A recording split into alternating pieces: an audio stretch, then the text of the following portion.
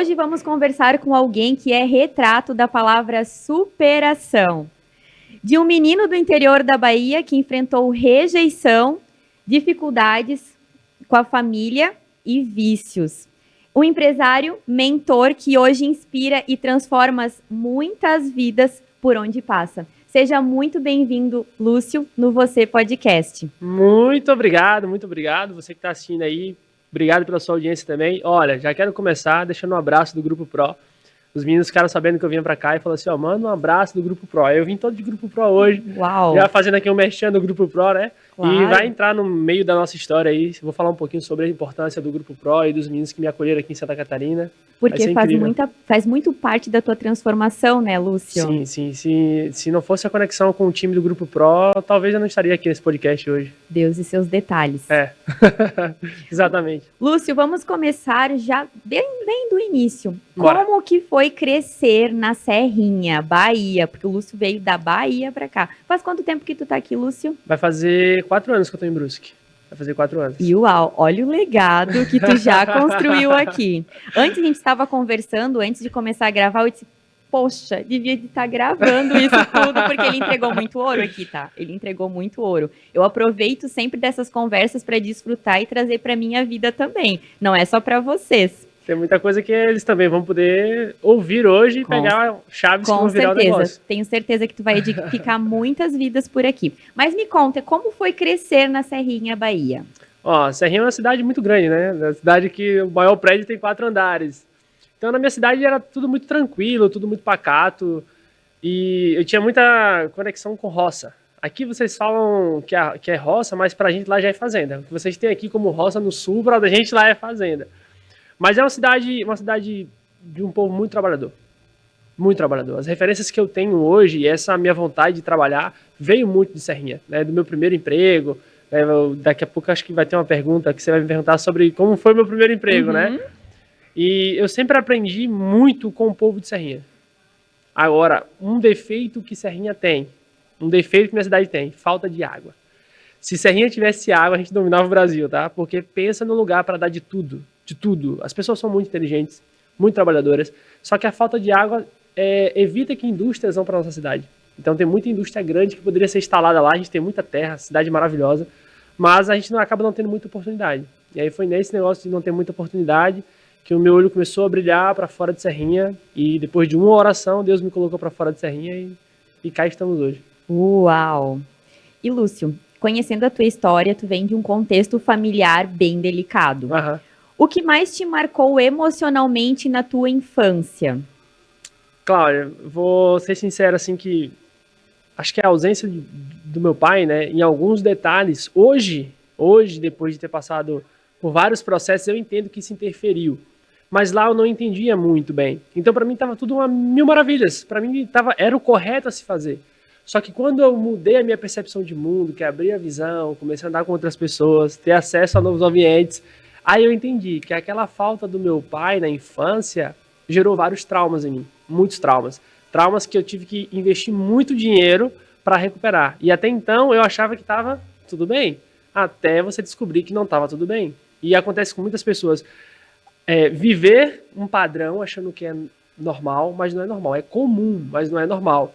E o brasileiro tem essa dificuldade, né, de se apegar ao normal, mas não é o comum. Se apega ao comum e não é normal. Isso. E o brasileiro tem muito isso. Inclusive, né, a gente é famoso pelo jeitinho brasileiro. Jeitinho brasileiro.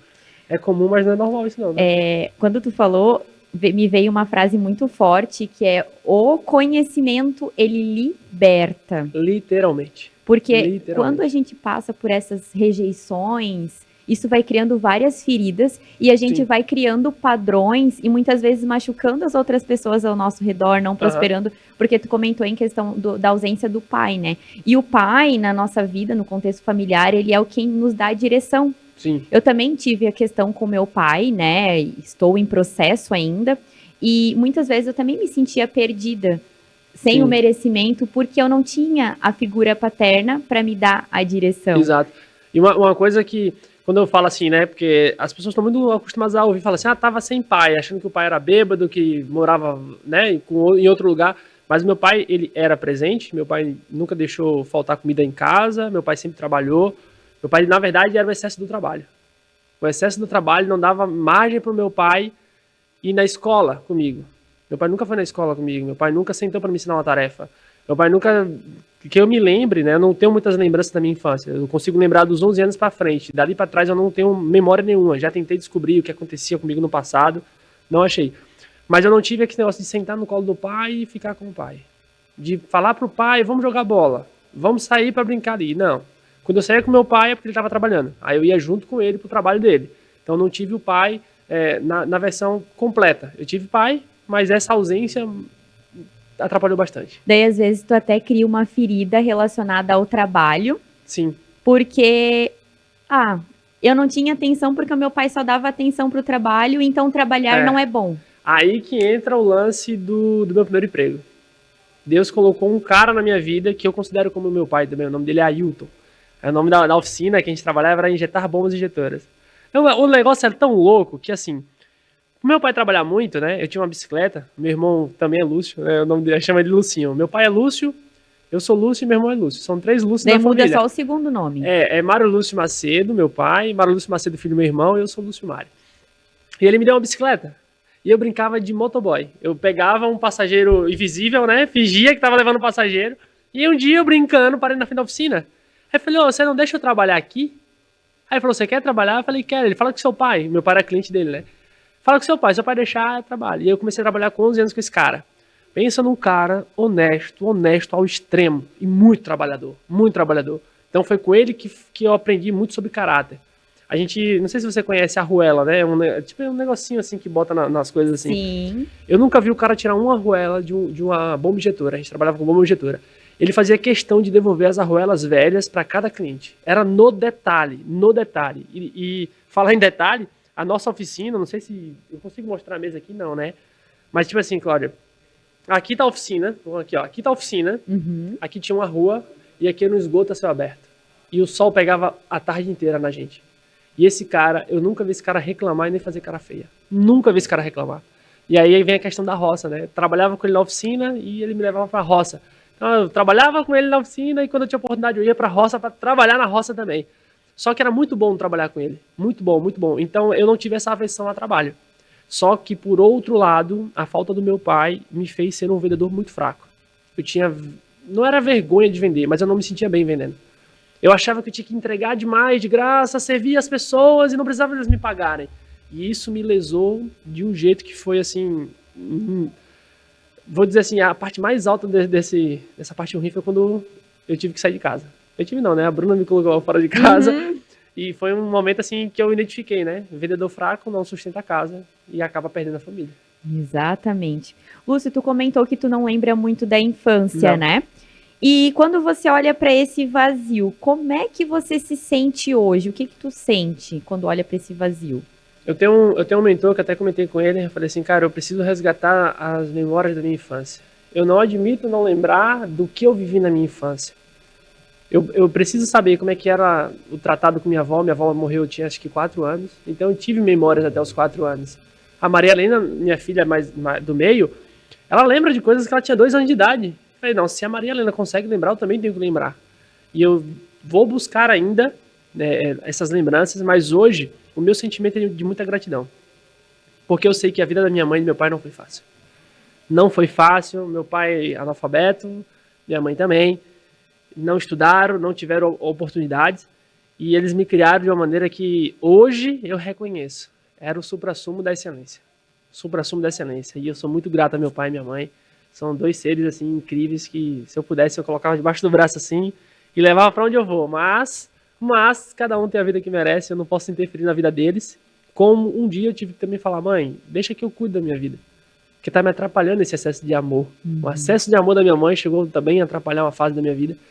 E eu carrego esse sentimento da minha infância. Gratidão por eles terem feito algo assim sobrenatural comigo. E por isso que hoje você está colhendo tudo que colhe, porque isso é honrar pai e mãe, sabendo que existem defeitos, mas que eles deram o melhor que eles puderam. E quem honra pai e mãe prospera. É um princípio milenar, né? É um princípio milenar. Se vencer o tempo, vai vencer por mais um tempo ainda. Então eu vou plantando com base sempre em princípios. É uma coisa que eu carrego comigo também. E parece que é fácil, né? Mas é um Não processo. Eu sempre uso a analogia da cebola. O perdão, né? Ah. Porque para te honrar o pai e a mãe tem toda a questão de perdão, ainda mais quem passou por Uhum. abandono, né?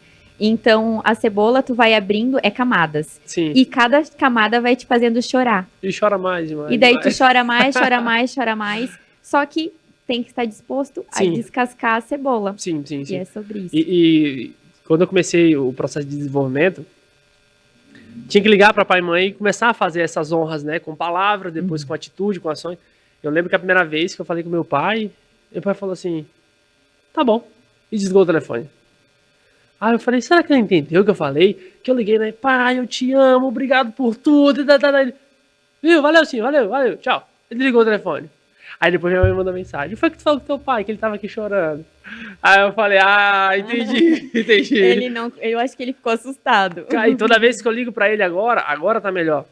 Mas o meu pai não sabia nem receber o amor. Meu irmão cuida muito bem do meu pai também. Meu irmão pega meu pai, leva pra onde vai, que meu pai se aposentou faz pouco tempo. Se aposentou não, parou de trabalhar. Ele se aposentou e continuou trabalhando por mais 15 anos, depois da aposentadoria. E eu vejo meu irmão cuidando muito bem do meu pai hoje. Eu queria muito, né, fazer a mesma coisa, mas eu sei que meu pai tá muito bem cuidado. Hoje ele recebe melhor, um elogio, uma palavra, ele já se sente mais, vamos dizer assim, merecedor. E como daquilo. que alguém vai te dar algo que ela também não soube dar e também não vai saber receber? Ela só sabe. Aí entra a frase que tu falou, o conhecimento é libertador.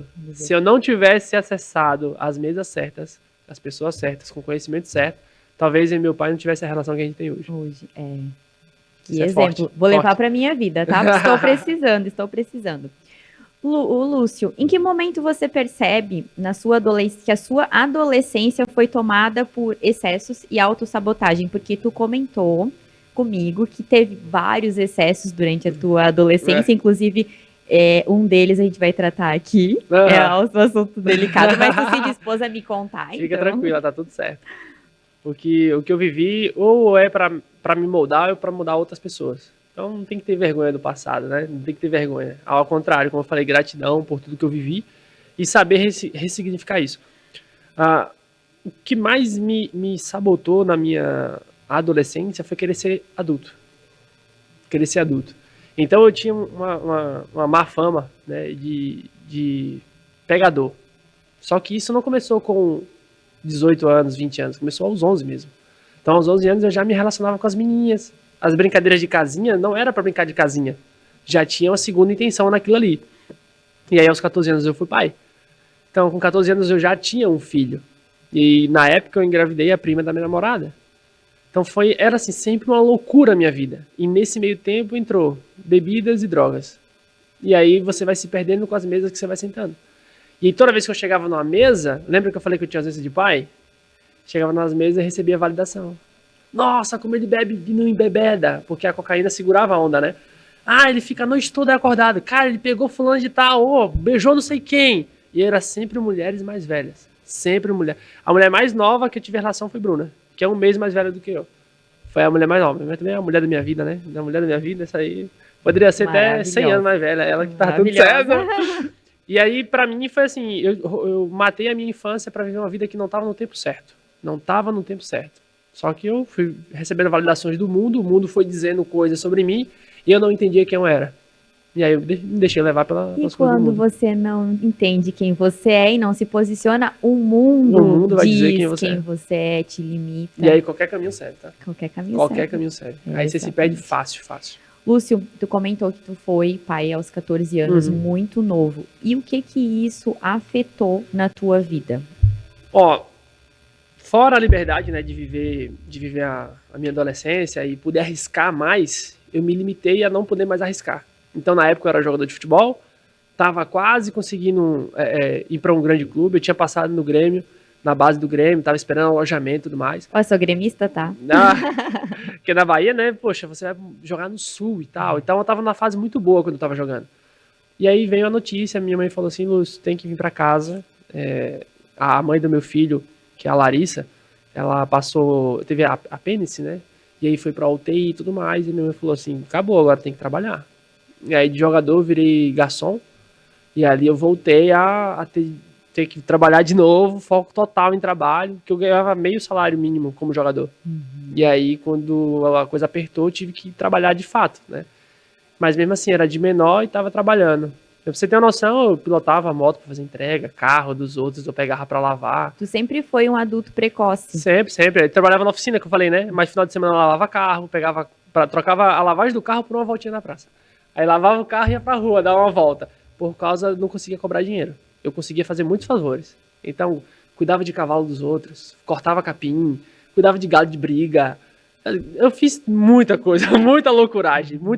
Desse meio tempo de 11 aos 15 anos, foi a fase que eu mais fiz loucura na vida. Mais loucura, assim. Lúcio, e o que tu acredita que te empurrava para esse estilo de vida dos excessos? Foi realmente a falta de validação? Eu acredito hoje, né, pelo que eu analisei na minha vida, que o excesso veio pela falta. Faltava reconhecimento em casa, eu ia buscar na rua. Aí quanto mais eu fazia, mais eu era reconhecido. Mais fazia, mais reconhecido. Até chegar um momento que eu não conseguia mais parar. Eu não conseguia mais parar. E tinha que estar o tempo todo agradando alguém. O tempo todo. Até para poder resolver isso, eu vou dizer pra ti, tá? Foi uns 2 a 3 anos atrás. Justamente quando eu tava vindo pra cá. Aqui eu aprofundei essa minha mente. Lá eu destravei a mente, abri os horizontes, mas eu precisava de algo mais profundo. Tu abriu. É que tudo é no tempo certo, né? É Eclesiastes 3:1 é a vida, né? Tudo no tempo certo. E olha só como é perfeito. Deus é muito perfeito, né? Sim. Ele fez tu abrir a mente lá pra te expandir aqui. Exato. Porque se tu não tivesse aberto a mente lá, tu não teria vindo pra cá. Eu falei não sei se foi com o Alexandre Assis que eu falei um dia desse. Falei, cara, se eu tivesse explodido na Bahia, eu não tava aqui, de jeito nenhum. Meu custo total de vida na Bahia era R$1.600, com aluguel, feira, com tudo, R$1.600. Então, se eu tivesse faturando o que eu faturo hoje aqui, lá, eu era dono da Serrinha. Dono da Serrinha. Aqui o custo de vida ele é bem alto, é bem difícil. Eu ia ficar muito acomodado, ia querer encher só o meu celeiro. E hoje a nossa visão de mundo é totalmente diferente. A gente não está a fim de encher o nosso celeiro. A gente quer transbordar. Ou a gente transborda, Não tem outro lema lá em casa. Todo mundo, desde a Maria Helena, e o Rian também, e a Isabel vai ser a mesma coisa. Todos têm que criar legado e transbordar. Se não for para transbordar, tem alguma coisa errada na vida. E transborda mesmo. Quem acompanha sabe que transborda. O Lúcio, ele tá sempre envolvido em vários projetos para edificar na vida de outras pessoas. E olha que eu coloco limites nisso, tá? Coloco limite, depois eu vou te falar como é que funciona. Mas tu coloca limite? Porque tudo o Lúcio tá. Lúcio, tu tem hoje uma caminhada com Cristo, mas isso não foi sempre, né? Infelizmente não. E tu comentou que esse momento aconteceu num retiro? Cara, esse negócio foi... Eu gosto de contar essa história, porque assim... Um dia desse, né, dezembro agora, fevereiro, janeiro, eu recebi na minha casa o cara que fez a primeira oração comigo, né? Eu namorava com a Bruna, 14 para 15 anos, e aí a Bruna tinha dado uma desviadinha da igreja. Foi quando ela me conheceu, né? Na verdade, Deus falou assim, ó, vai lá no fundo do poço, resgata o Lúcio e volta. Foi isso que Deus fez com ela. E aí eu já era pai, e eu tinha 1 ano tentando namorar com ela. 1 ano tentando, fica comigo, e nada. Eu não sei qual foi das amigas dela, teve uma ideia genial. Falou assim, ó, dá um beijo nele que ele te esquece. Eu falei, isso que é uma amiga, rapaz, isso que é uma amiga. Mas aí o que aconteceu? Ela me beijou e se apaixonou. Aí, já era, né? E aí ela falou assim, Lúcio, tô voltando pra igreja. Ou você volta pra igreja comigo, ou acabou. Aí eu falei, rapaz, já comprei os ingressos da vaquejada, velho. Que eu moro do lado do parque de vaquejada, né? Cresci dentro da vaquejada. E é a maior festa da nossa cidade. Vai muitas pessoas na nossa cidade, muitas pessoas. A gente tem lá, acho que 80, 90 mil habitantes. E na vaquejada de Serrinha, sei lá, vai umas 500, 600 mil pessoas ao todo ali, né? Rodando. Daí, quando ela falou assim, você vai ficar comigo ou não? Aí eu falei, vou pensar, não é assim que funciona. Aí eu vendi os ingressos da vaquejada, comprei o talo de retiro. Aí nunca tinha entrado na igreja evangélica, nunca. Eu achava que aquele povo era louco, né? Passava na frente, o povo gritando, eu falei, isso aí tá com demônios, essas pessoas. Eu achava isso, né? Isso era a minha percepção de mundo, porque eu tava de fora, olhando de fora. Aí compramos o negócio do retiro lá, A gente entrou no ônibus e fomos. E aí, quando chegou no retiro, eu sentei ao lado do primo da Bruna, que é o Maílson. Olha Só que o Maílson tava bêbado. Ele foi pro retiro bêbado. Ele chegou lá no retiro aí falou assim, ó, vocês dois vão ficar nesse quarto. Eu falei, fechou. Mais tarde a gente veio na hora da igreja aí, depois a gente dá um rolê, toma uma e tá tudo certo. Essa era a cabeça, né? Só que aí o Maílson era desviado também. E aí naquela noite, a gente passou a tarde no quarto, dormimos, descansamos, à noite começava o primeiro culto. Aí o pastor falou assim, e hoje eu sei que realmente não foi papo de pastor, né? Ele falou assim, vamos começar de uma forma diferente hoje. Cada um pega na mão do amigo do lado e vamos fazer uma oração juntos. A gente vai começar fazendo oração um pelos outros. Eu me lembro como hoje. Mas isso levantou, eu era crismado da católica, né? Já sabia tudo. Falei, não, ele vai fazer a reza dos crentes, eu vou memorizar e repito. Porque lá no católico, né, você aprende Pai Nosso, Ave Maria, assim vai. Aí eu falei, ele vai falar a reza dos crentes aqui e eu vou pegar pra mim. Aí ele pegou na minha mãozinha assim e falou assim, você quer que ore pelo quê? Aí eu falei, ora pela minha vida. Aí ele falou assim, cara, eu preciso que você ore pra mim pelo emprego, velho. Não tô conseguindo emprego, o que eu tô não tá bom. Aí eu falei, vixe, o cara mudou a oração, velho, não vai dar certo agora, como é que eu vou fazer? Aí ele perguntou, você quer começar? Eu falei, não, você primeiro, vai lá, começa a oração. Aí quando ele fechou os olhos, que ele começou a orar, foi a primeira vez que eu tive a presença do Espírito Santo. Nossa. Sabe o que você tá num lugar assim, vamos botar aquela cena de filme. O cara entra numa cena, explode aquela bomba e faz tchum, aí fica tudo silêncio. Aquele efeito flashbang, assim. E some todo mundo, sumiu todas as pessoas. E aí, sempre que eu bebia, usava droga, me prostituía com mulheres, quando eu chegava em casa, eu sentia um vazio muito grande. Era como se um buraco tivesse aberto aqui dentro e eu ficava procurando sentido pra vida. Uma vez eu pensei até em me jogar na frente da carreta, que eu falava assim, essa vida é uma merda, eu vou me jogar na frente da carreta rápido aqui, que vai acabar. Só que da vez que eu tentei fazer isso, eu tava indo pra escola, eu falei, vou me jogar na frente dessa carreta. Aí uma voz veio e falou, não faz isso. Eu dava nome pra essa voz da minha avó. Eu achava que a minha avó falava comigo. Porque volta e meia essa voz falava comigo. Na hora que ele fez a oração comigo, aí eu ouvi de novo aquela voz. Uau. Era sempre o Espírito Santo, mas eu não discernia, eu não sabia que era o Espírito Santo. E aí eu sentia aquela paz quando ele terminou de orar, eu já comecei a orar também. E aí naquele dia em diante eu falei, nunca mais eu quero outra coisa, nunca mais eu quero outra coisa. E ali começa a minha jornada com Cristo. Teve vários altos e baixos, porque você entra na fé, você aceita Jesus, mas você não tem a sabedoria dos princípios milenares. E você erra muito, eu errei muito. Então eu tive que fazer muito caminho de volta, porque você vai errando, depois você aprende que tem que voltar e corrigir. Mas eu sei que de uma coisa, na época que eu fiz essa oração, acho que não tinha um mês e pouco que eu tinha parado de usar droga. Então ainda vinha muita vontade de usar cocaína, de usar bebida. Anos depois eu estava trabalhando na Gontijo como bilheteiro, é outra história, e um cara passa na minha frente e o cheiro da cocaína. Eu tava, acho que tinha umas 40 a 60 pessoas na hora, assim, né, na hora dos embarques ali. Eu larguei tudo e saí correndo com ânsia de vômito. Ânsia de vômito. Foi a primeira vez que eu tinha sentido o cheiro da cocaína mesmo, assim. Depois da conversão genuína. Fui correndo pro banheiro para vomitar, porque eu não suportava mais o cheiro. Então nem de tratamento eu precisei. Quando o Cristo entrou na minha vida, foi assim, ó, um divisor de águas, daqui para frente é outra história e muda tudo. E aí mudou tudo dali para frente. É tanto que na imaturidade, né, eu saí da igreja, tava na igreja, aí Bruna brigou comigo, né, a gente era namorados ainda, novinhos. Eu falei, vou sair disso aqui e vou voltar pra loucuragem. Aí comprei a cocaína, comprei a cerveja, fui na casa de um primo meu, falei, ó, vamos acabar com tudo hoje, é nossa noite, não sei o quê. Na primeira cheirada que eu dei, eu falei, velho, não dá pra continuar mais. Não dá, isso aqui não dá pra ir, vou embora. Larguei tudo e falei, eu quero voltar pros pés de Cristo. Nesse dia eu também tive uma experiência muito forte, que eu cheguei em casa pedindo perdão a Deus, aí fui pro banheiro chorar e deu um apagão. Eu desmaiei e depois acordei, tava no chão, tomando banho. De tão forte que foi a presença de Deus naquele dia. E lá pra cá, nunca mais usei cocaína, nem bebida e a vida seguiu. Amém. Eu digo, Deus te pega, né? Não adianta se esconder. Não adianta se esconder. Só tem que estar disponível pra ouvir. É, porque ele bate na porta. Se tu não tiver com ela aberta, ele não vai entrar. E aí eu volto àquela questão do mundo. O mundo, ele não pergunta se pode moldar seu caráter. Deus pergunta. Deus pergunta, ó, tem esses princípios aqui, tem essa vida pra você viver, eu posso te entregar tudo isso. Você quer? O mundo não. Ah, você é fogo, você é isso, você é aquilo. E você vai se enchendo daquilo e você vai aceitando aquela condição. Aí começa a viver um comum que não é normal. É que já somos o pecado, né? Então o inimigo, ele não precisa de nada para nos ganhar, porque nós já somos Só bota as bandejas do pecado. Então tá aqui. Só bota a bandeja e você cai. Para te viver com Cristo, tu precisa abrir mão de muitas coisas e é mais difícil, Sim. né? Vamos falar do profissional agora, porque assim, nós temos assunto aqui para ficar bem distante, bem longe ainda. Não pode virar aquele podcast, eu não sei qual é o canal, né, que durou 12 horas, né? Tem 12 horas de podcast. Teve um podcast que ficou 12 horas os caras conversando, mas Tinha, com certeza eu falaria 12 horas aqui, a gente teria assunto...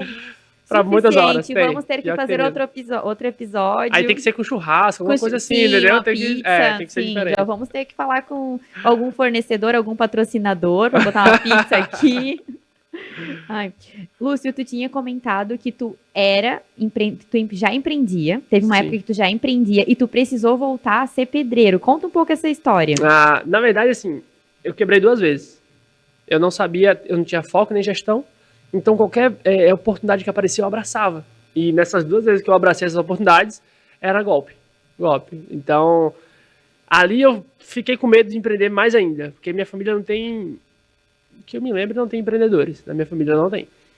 E não tinha referência. Então, eu estava tentando algo que eu não sabia o que eu estava fazendo. Mas eu era muito bom empregado. Onde eu chegava, eu prosperava. Não tem um lugar que eu passei hoje que se eu bater na porta de volta lá, ele fala assim, não, aqui você não trabalha mais. Todos que eu trabalhei, se eu voltar hoje, eles vão me aceitar de volta. Porque eu sempre entreguei a mais do que o combinado.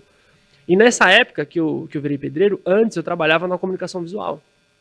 E eu era gerente da comunicação visual. Eu tocava todo o negócio. Aí entra o lance dos meninos aqui. Na época eu não sabia fazer fachada. Comprei um curso para fazer fachada.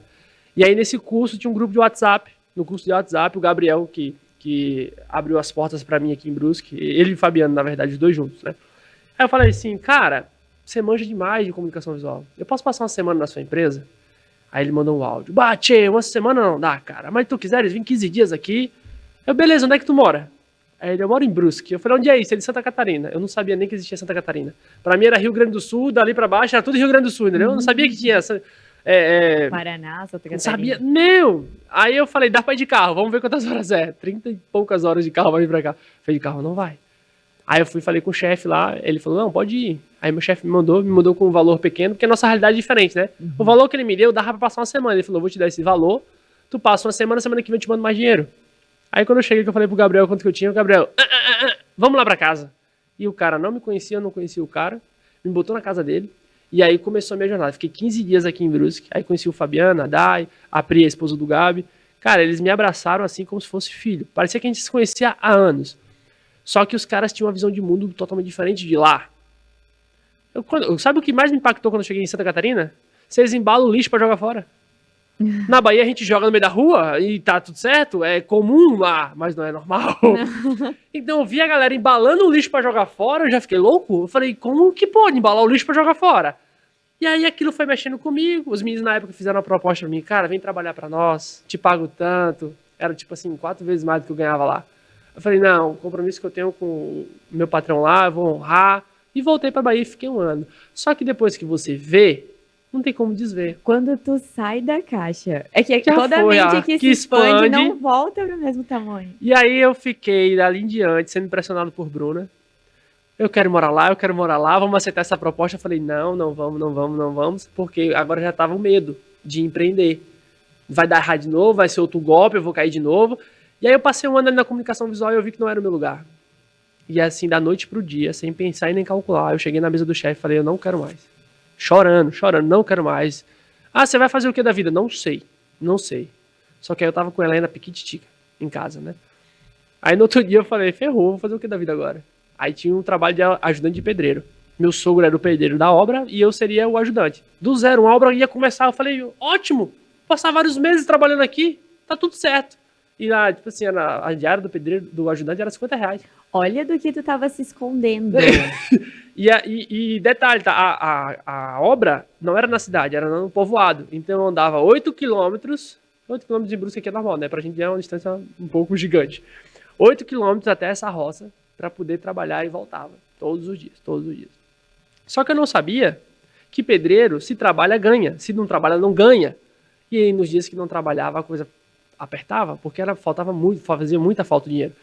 E aí, com 2 meses, eu deixei de ser ajudante, já era pedreiro. Com 4 meses, a gente já tinha ajudante na obra, então era 2 pedreiros e ajudante, e a gente aqui, ó, pau na máquina. Inclusive, construí minha casa com as próprias mãos. Lá na Olha Bahia. só. Fiz a minha primeira casa, aí eu tenho foto da Bruna amarrando ferragem comigo, a gente batendo laje. Tive e tenho muitos amigos que me ajudaram também, né? Ligava pra galera, vai ter uma laje aqui, vamos bater a laje da minha casa. Teve gente que viajou mais de 100 quilômetros pra poder bater a laje comigo.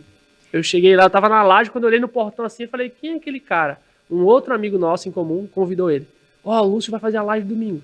O cara saiu 4 da manhã pra chegar lá às 6h30 da manhã pra bater a laje. Lúcio, tem uma história que eu ouvi tua, contaram que tu palestrava pros blocos. Tijolos, era. Nessa época aí, eu tava começando, né, eu não tava conformado também em ser pedreiro. E aí um colega meu, o nome dele é Júlio, também não estudou. Cara, na época ele não estudava, ele tinha 5ª série só. E aí meu sonho era ser policial. E a gente começou a estudar para concurso público. Eu falei, Júlio, vamos ser policial, velho. Ele, vamos, não sei o quê. Precisa de quê? Eu falei, de estudar, vamos estudar concurso. Aí ele, tá, não sei o quê. Aí depois descobrimos que tinha que ser pelo menos formado, né? Aí ele, velho, eu não tenho formação, velho. O bicho, assim, é um cara gênio. Só que também não teve referência de pai, não teve referência de mundo, fazia tudo muito louco. Tava sem Cristo também, depois ele começou a caminhar com Cristo. Aí ele fez aquele provão. Tirou a nota quase máxima do provão. O cara é uma máquina, muito inteligente. E a gente ali na sede pra poder virar policial. E aí no meio desse rolê todo eu descobri o mercado digital. Aí eu descobri a fórmula de lançamento. No fórmula de lançamento tinha que gravar vídeos pra contar a sua história e tal. Aí eu falei, rapaz, velho, eu sempre quis ser palestrante, sempre quis isso. Aí eu fiz o primeiro vídeo na roça contando a minha história. Aí eu vi aquele vídeo e falei assim, legal, vou fazer mais. E aí começava a palestrar para os blocos. Eu botava o telefone ali e eu ia botando o bloco falando, olha, tem um vídeo que é muito legal, fala assim, aí, a única coisa que eu vi cair do céu até hoje, aí eu paro assim, né, porque tava usando a técnica do efeito, né, é chuva e cocô de passarinho. Aí depois eu comecei a dar risada, eu falei, meu Deus do céu, o que eu tava fazendo ali? E esses vídeos, eu tenho eles de 2020 pra cá, antes eu não tinha celular pra registrar os vídeos. E um dia eu mostrei pra um colega meu, ele falou assim, você tem que contar essa história, cara. Você não sabe o valor disso. Só que pra mim era comum. Só que o meu comum, na verdade, é o normal de muita gente. Muita gente que precisa ir para um próximo nível. E eu nunca tava contando essa história. Porque eu tinha vergonha. Tinha vergonha de dizer que passei fome, tinha vergonha de dizer que deixei faltar comida em casa. E quando eu comecei a contar essa história, aí foi que as pessoas começaram a se conectar e falar, eu também posso. Eu também consigo. Eu também tenho acesso ao próximo nível. Você pode. Você pode. E o sucesso, ele é acessível. Mas você decide ter acesso ou não. E ali eu gravando aqueles vídeos, aprendendo sobre tráfego pago, estudava tráfego pago pela madrugada e era pedreiro pela manhã. Tráfego pago na madrugada, pedreiro pela manhã. E aí, alguns meses depois, eu abri a minha própria agência. Não, desculpa. Teve um rolê antes disso aí. Que quando eu tava trabalhando, faltou comida em casa. E teve um dia que eu tava lá em casa com a Bruna, minha cunhada chegou. Aí ela falou assim, Nona, eu vou aqui pegar um biscoito. Só que eu já tava num sofá e Bruna em outro, que a gente tinha acabado de discutir. Tinha 3 contas de água atrasada e 3 de luz. E quando ela abriu o armário, não tinha biscoito, coisa nenhuma, não tinha nada no armário. Ela olhou pra gente e ela começou a chorar. Eu levantei enfurecido. Pra você ver, né? Eu tava com raiva, o orgulho fazia eu machucar ainda mais a minha esposa e não aceitava, porque na minha cabeça eu tava o quê? Estudando pra dar um futuro melhor pra minha família. Eu me escondia e me auto-sabotava nessa narrativa. Eu era um preguiçoso disfarçado. Porque, assim, preguiça não é você ir lá e fazer. Preguiça é você parar, planejar e fazer. Eu só fazia. Eu não planejo. Então, quem não planeja é preguiçoso. Não é o fato de fazer devagar ou rápido. É quem não sabe planejar as coisas. Aí minha cunhada levou minha esposa no mercado. Ela super envergonhada, chorou horrores. Elas fizeram uma feira. Aí quando eu voltei, Bruna falou, ou você vai trabalhar de carteira assinada ou a gente vai terminar. O orgulho falou mais alto. Falei, então eu vou embora agora. Peguei todas as minhas coisas e fui pra loja do meu amigo, Júlio. Fui pra loja dele, só durou 24 horas nessa minha fúria. Quando eu cheguei, que aí eu já tinha perdido a infância do meu filho, Rian, porque foi em outro relacionamento, né? Quando a Larissa tava grávida, eu comecei a namorar com Bruna. E daí a gente nunca mais separou, a gente tem 15 anos juntos. Aí eu falei, vou perder de novo a infância dos meus filhos. Eu já não aproveitava a Maria Helena, porque era trabalho. Aí eu respirei fundo, eu falei assim, vou procurar um emprego. Ainda tava trabalhando como pedreiro. E aí eu falei assim, e que tal eu procurar clientes? Aí nesse dia eu saí pra prospectar. Aí eu fechei 3 clientes como tráfego pago e um PJ como gestor de tráfego. Eu saí com R$0 de renda e voltei com 2.000 pra casa. E aí eu fiquei, pensa numa alegria que eu fiquei. Só que pra Bruna me aceitar de volta, ela nem atendia o telefone e não abriu o portão. Aí pra ela me aceitar de volta, pra eu ter a conversa com ela, pra deixar eu voltar pra casa, eu pedi pra um amigo meu bater no portão. Aí ela, quem é? Ele, Copinho. Era um amigo nosso. Copinho o nome dele, Everton. Um abraço, meu querido. Ela me carregou muito de graça na moto dele. É motoboy ele. Era motoboy, né? Quando ela abriu o portão, eu entrei. Ela vai embora, vai embora, vai embora. Eu falei, não, você vai me ouvir, vai me ouvir, me ouvir, me ouvir. Foram 4 horas de conversa doce e delicada, né? Até a gente chegar no consenso. E ela me deu essa oportunidade. E aí, depois daquele dia, eu virei homem. Porque a Bruna, a esposa dele, ela é mulher bem posicionada. Meu Deus. Ela é uma mulher de rainha, né? muita fibra. Ela Sim. é posicionadíssima. Uma mulher cheia de virtude, de princípio. A Bruna, Então não é qualquer coisa, tem que a convencer. Bruna, e ela teve, assim, a história da Bruna é ainda mais pesada do que a minha. Sim. O pai dela teve problema com drogas, nível muito alto, de ter que internar, passou por vários processos o pai dela, a mãe dela muito guerreira, muito, Dona Jane, meu Deus, um amor de pessoa. Eu não sei como aquela mulher tem tanta força, não sei, só Deus mesmo para dizer o que aquela mulher passou e superou. Assim, eu tive mães maravilhosas, né, minha mãe, Dona Jane, assim, me ajudaram demais. E ela vinha muito machucada também. Então, tipo, o pai dela já deixava faltar muita coisa em casa e quebrava tudo e vai viver de novo no casamento, vai passar a mesma coisa. Hoje eu entendo assim e vejo o quanto eu machuquei Bruna nessa época. Sim. E ela aguentou porrada, tá? Aguentou. Não física, gente, mas emocional, a Bruna sofreu muito, muito, muito, muito. E aí, quando eu virei homem de verdade, eu falei, nunca mais isso se repete. E aí foi quando começou a virar o jogo. Lúcio, estamos aqui há 37 minutos. Meu Deus! Meu Deus, me perdoe. Não, Bora. Eu também te fiz um monte de pergunta que nem estava no nosso script. Lúcio, mas eu preciso que tu fale sobre isso, porque é algo muito importante. Tu sempre fala muito sobre os códigos de excelência. Ah, sim. Tu vive eles e sempre ensina. Tu consegue falar um pouquinho sobre os códigos de excelência? Vou até virar para a câmera aqui, deixa eu ver para cá, acho que fica bom na minha mão. Na palma da mão existe o código da excelência. Deus, saúde, família, trabalho, servir. Por que o Lúcio quebrou antigamente? Só pensava no servir. Lembra que eu falei, eu pondero o meu servir hoje? Antes de eu servir, qualquer projeto que vocês vejam eu servindo na rua, esses 4 pilares têm que estar alinhados, senão eu não saio de casa. Ah, Lúcio, vamos ali quebrar pedra. Se os 4 estiverem alinhados, eu vou quebrar pedra com você. Eu sempre engancho nessa palavra, eu uso essa frase para treinar o meu vocabulário, tá, gente? Se tiver alinhado, eu vou sair e vou quebrar pedra com você. Se não tiver, eu vou falar assim, Cláudio, não dá. Não posso. Por quê? Não estou com meu tempo com Deus alinhado, não estou com minha saúde estável, minha família não está segura e eu preciso fazer renda. Mas só que fazer renda não resolve os outros 3. Então a ordem é, eu separo de 30 a 60 minutos por dia para falar com Deus. Então ele é o dono de tudo, ele sabe o que vai acontecer no meu dia. Eu posso perguntar a ele o que ele quer que eu faça naquele dia, ou eu posso sair e tentar resolver na força do meu braço. Quando eu entendi isso, as coisas começaram a ficar muito mais fáceis. As pessoas certas se conectam comigo. E eu entendo a hora de servir e a hora de não servir. Quando eu tenho que dizer não, quando eu tenho que dizer sim. Só que aí eu cuido do meu corpo. Porque se eu não cuidar do meu corpo, Deus não vai me dar um propósito maior. A gente estava conversando há pouco, né? Que a gente está trabalhando. Imagina se eu não tivesse uma saúde boa. Será que eu ia aguentar essa pressão inteira? Às vezes dormir 2 horas por noite? Essa semana mesmo, foi 2 horas durante 3 dias seguidos. Dormia das 5 às 7 da manhã. Porque tu tá com vários projetos. Muitos projetos ao mesmo tempo. Da tua empresa. Exatamente. Só que isso é tudo programado. Eu sento com minha família e falo, gente, de tal data até tal data, vocês me liberam? Vocês deixam eu ficar um pouco mais ausente? Vocês me liberam nesse final de semana o que eu não fazia antes, quando o orgulho batia na coisa. E aí entra o pilar família. Tudo que eu alinho aqui é para cuidar da minha família. Esse é meu primeiro ministério, minha primeira responsabilidade, é tudo que eu tenho de mais precioso, é a família. Quando a minha família me libera, eu trabalho. Porque eu já fui o cara do trabalho, porque eu tenho que cuidar da minha família, porque eu tenho que dar um futuro melhor, e eu destruí isso aqui. Destruí minha saúde, destruí meu tempo com Deus, e eu só me perdi, só me ferrei nessa história. Quando eu organizei isso, e aí você não vai se sentir bem para fazer isso, tá? Você vai ter que abrir mão de muita coisa, dizer não para pessoas. Eu tive que dizer não para minha mãe, para meu pai, por causa da religião. Eu tive que quebrar muita coisa para poder viver com Deus a liberdade que eu tenho hoje.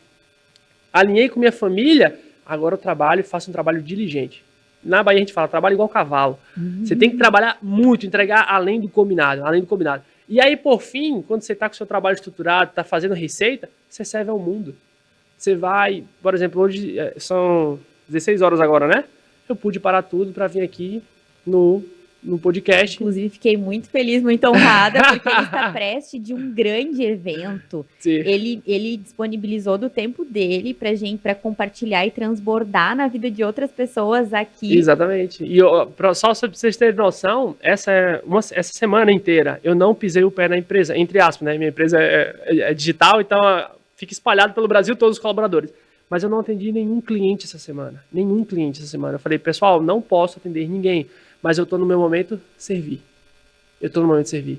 Essa conversa pode chegar em lugares que eu nunca vou chegar presencialmente. Então eu já alinhei com minha saúde, com Deus, alinhei com minha saúde, com minha família, alinhei com o meu trabalho, as coisas estão fluindo e agora eu estou aqui fazendo o pilar servir. E Lúcio, olha só, que orgulho. Alguém que veio lá, que tinha vergonha de vender, que achava que não tinha merecimento, hoje tem a sua equipe e consegue se ausentar por uma semana da sua empresa sem ter prejuízo. Sem ter prejuízo, que é o mais importante, né? Não, é delegar sem delargar. Sim, e tu é diretor da tua empresa e tu também é mentor? Eu tenho duas empresas, na verdade. Uma é uma agência de marketing digital, que faz parte do Grupo Pro, que eu falei para vocês. O Grupo Pro é um grupo de empresas aqui de Brusque. Tem a ProPrint e a ProView, que é do Gabriel e do Fabiano. E nós três formamos um grupo que no Brasil ainda não vi, que entrega do digital ao offline. A gente faz tudo. E tem uma empresa de treinamento que a Bruna é minha sócia. Então, treinamentos a Treinamentos Macedo e a ProEdstime é a agência de marketing. Então, a gente tem dois mundos e a gente tem que se adequar aos dois mundos. Para fazer isso só com processo de gestão. Não tem mais onde correr. Organização.